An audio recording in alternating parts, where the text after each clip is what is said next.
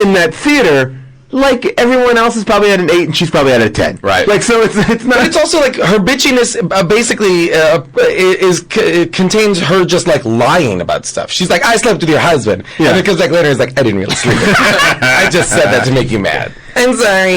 You know? All I can think about takeaway is like how many times like Dita Von Teese has had to answer like why she's not in it somewhere. You know, Marilyn Manson's ex-wife is like the burlesque queen face of burlesque. And like they're like everyone, I just picture her at every party being like, so have you seen burlesque yet?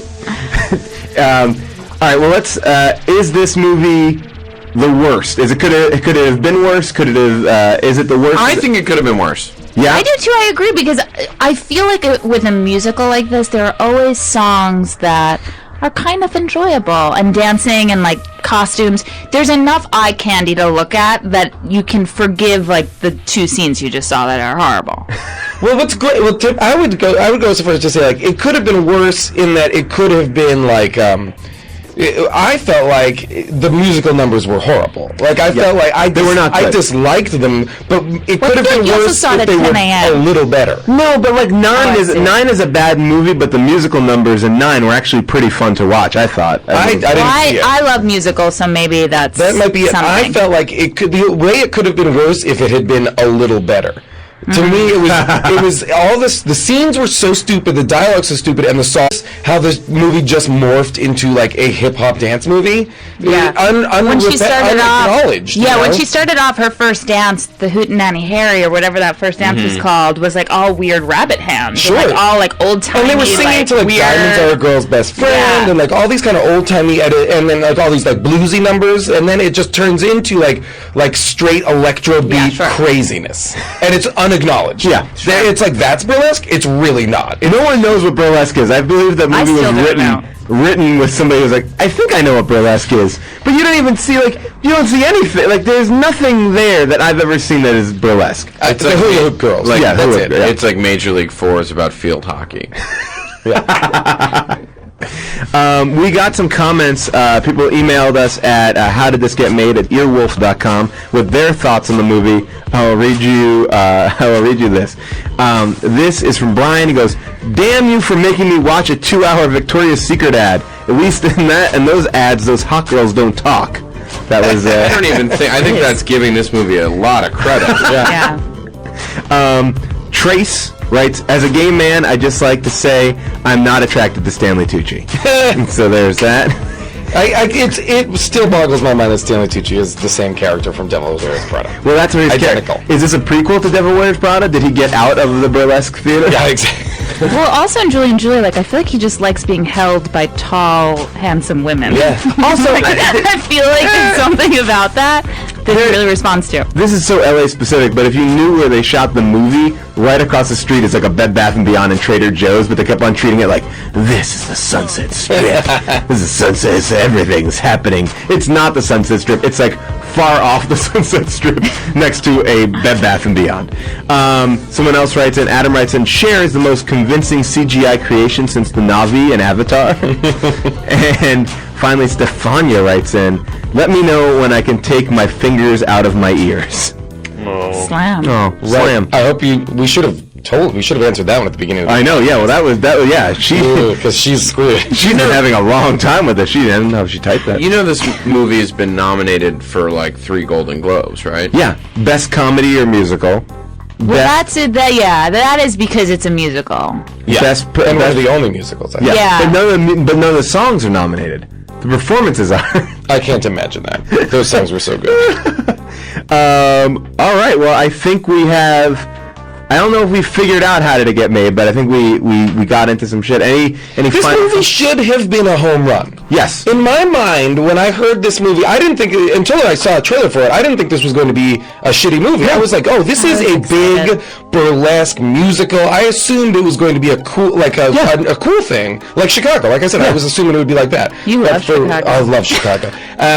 So I was genuinely, when I started seeing like footage and the trailer, and Cher looks like a Madame Tussauds Wax Museum dummy, I was like, this is a fucking disaster. And how did it get made? I literally am like, I don't know, but like I wish I could be in on those meetings where people were like, yes, go. To me, it was exactly what you fell for the trick that whoever paid for the movie did was like, Christina Aguilera, share. We'll figure the rest out later. And then it was like shooting. We'll figure it in post. Yeah. And it was like ads. We'll make the posters look like Chicago. That's our plan. That's the big plan. It was it was crazy. All right, so now our next movie coming up, we have not yet decided on the next movie, but we want you to help us decide on it. You can email your suggestions to How Did This Get Made. There's a lot of good movies coming out. Maybe you want to have a movie that you've already seen. The Gwyneth Paltrow movie looks amazing. Country Strong. But then we can stick with musical themed movies. That'd be weird, I guess. Any Nicolas Cage movie might do. We've talked a little bit about The Wicker Man, 2006 classic. What's your favorite worst bad movie, Nick? Shoot, I don't know. Jason, the one you wrote hasn't been shot yet. Oh boy! Slam. Wow. That. Slam. All right, well, thank you so much for listening to How This Get Made. Give us your suggestions, and we'll announce the next movie on another short episode. Crazy episode 1.5. Heart. I just saw Crazy Heart. Last year's Academy Award. All right, thank you so much. I'm Paul Scheer. And... Oh, June. Sorry, Paul. I didn't know what you were doing. I'm Jason Manzukis. I'm Nick Kroll. Thank you very much. Bye-bye.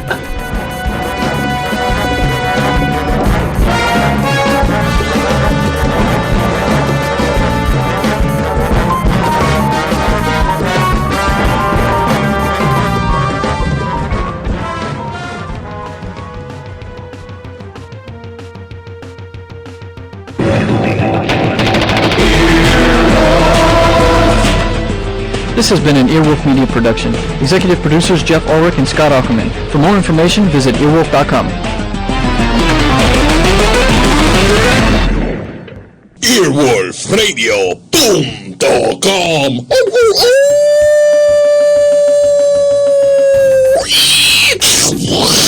The wolf dead. The following episode of How Did This Get Made is sponsored by LegalZoom. They're helping keep the show free. If you go to LegalZoom.com and enter the code EARWOLF, you'll get a discount, and 100% of what you spend there comes directly back to the show. LegalZoom is the best place to help with your legal needs. They're not a law firm, but they provide self-help services at your direction. For more information on how to support this show and the rest of the Earwolf Podcast Network, go to earwolf.com/insider. Now it's time for How Did This Get Made? We're gonna have a good time, celebrate some failure, not just be a hater. Cause you know you wonder, how did this get made?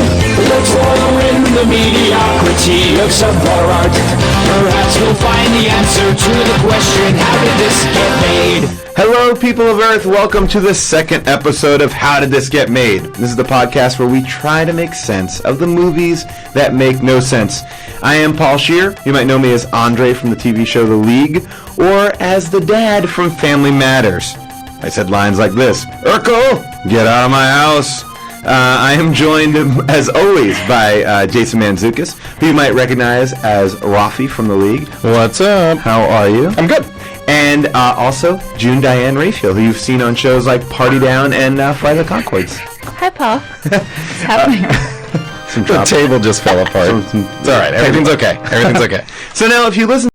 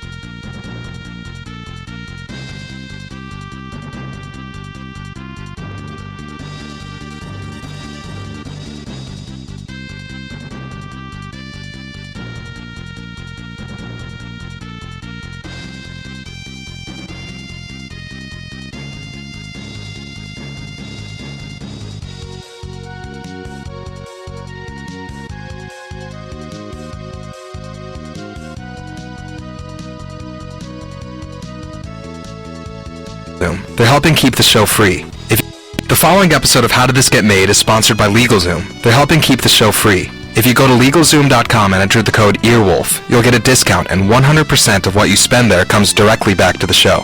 LegalZoom is the best place to help with your legal needs. They're not a law firm, but they provide self-help services at your direction. For more information on how to support this show and the rest of the Earwolf Podcast Network, go to earwolf.com/insider. Now it's time for How Did This Get Made? We're gonna have a good time, celebrate some failure, not just be a hater. Cause you know you wonder, how did this get made? Let's wallow in the mediocrity of subpar art. Perhaps we'll find the answer to the question, how did this get made? Hello, people of Earth. Welcome to the second episode of How Did This Get Made? This is the podcast where we try to make sense of the movies that make no sense. I am Paul Scheer. You might know me as Andre from the TV show The League, or as the dad from Family Matters. I said lines like this: Urkel, get out of my house.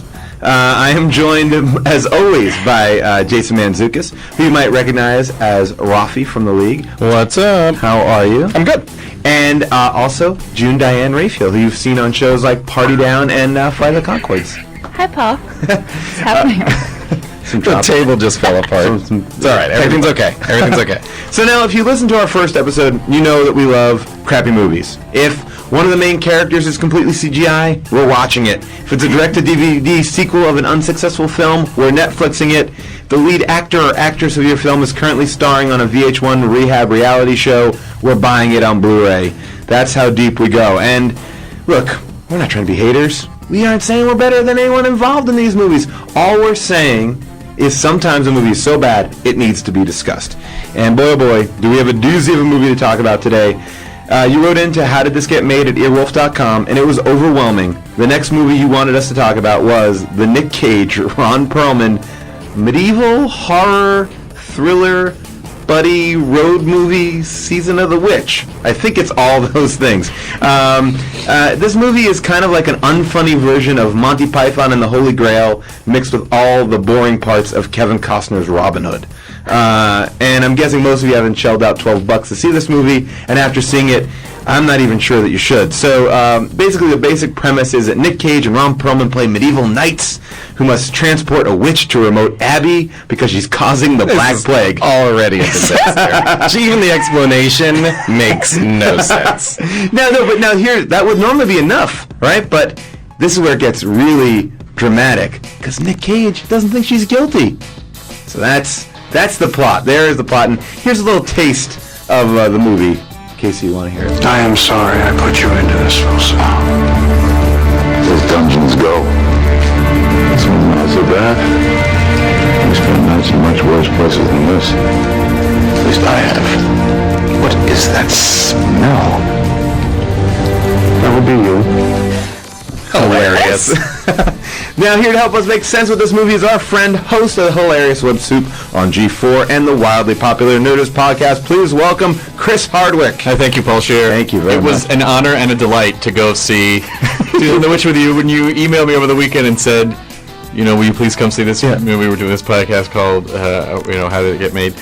I said, yes, absolutely, absolutely. These are the perfect circumstances to see this movie. I would recommend people see this movie if they're making a podcast about how it got made. That's about probably the only people who should see this movie. By the way, we all saw it this morning or this afternoon together. Shocked.